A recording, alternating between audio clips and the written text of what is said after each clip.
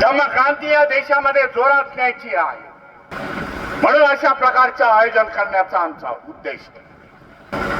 हे मगाशी म्हणालो, आजची प्रतिक्रांतीचा दौर आहे, त्याची अनेक उदाहरणं आहेत. हे आज तुम्ही घरात गेलात, बाबासाहेबांनी एक महामंत्र दिला,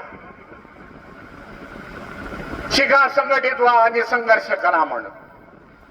शिक्षणाच्या माध्यमातून आणि संविधानाच्या माध्यमातून, रिझर्वेशन पॉलिसीच्या माध्यमामधून सरकारी नोकऱ्या लागल्या चांगल्या पाहिजे. समाजामध्ये अधिकारी वर्ग तयार झाला, सामाजिक आर्थिक स्टेटस वाढला. आज प्रायव्हेटायझेशनचा दौर या सरकारने सुरू केलेला. उद्या सरकारी नोकऱ्या नसणार, रिझर्वेशन नसणार, कॉन्ट्रॅक्ट बेस्ड सिस्टीम देशामध्ये सुरू झाली. आपली प्रगती कशाने होणार?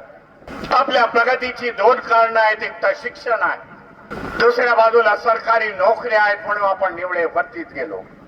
आज आपल्या विरोधकांनी बघितलं, शिक्षणाच्या माध्यमामधून, शैक्षणिक नोकऱ्यांमधून हे पुढे जात आहेत, त्याचं प्रायव्हेटायझेशनचं सुरुवात केली. शिक्षणाचं प्रायव्हेटायझेशन ही चिंतेची बाब आहे समाजासाठी, असं मी सांगू इच्छितो. सरकारी शाळा बंद करताय.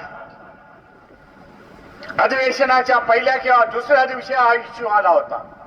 महाराष्ट्रात 12,000 काहीतरी शाळा बंद करण्याचा घाट आहे. शाळेमध्ये एज्युकेशन बरोबर मिळत नाही, म्हणून या बंद करताय आणि प्रायव्हेटायझेशनच्या शाळा निघणार आहे. 4 दिवसापूर्वी जर आपण ऐकलं असेल, महाराष्ट्राची एज्युकेशन पॉलिसी हा अडाणी नावाचा इंडस्ट्रियलिस्ट ठरवणार आहे, असं महाराष्ट्र सरकार म्हणतं. महाराष्ट्र सरकार करतं.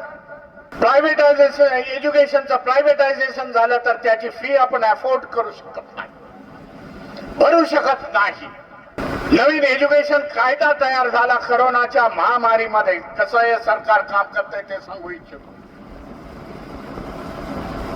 एका बाजूला कोरोनाची महामारी संपूर्ण देशामध्ये होती, लाखो लोक, आपले भाऊ बहीण मृत्युमुखी पडले, पार्लमेंट सेशन बंद होतं. अभ्यासपूर्ण बोलतोय मी, हवेवरचं नाही आहे.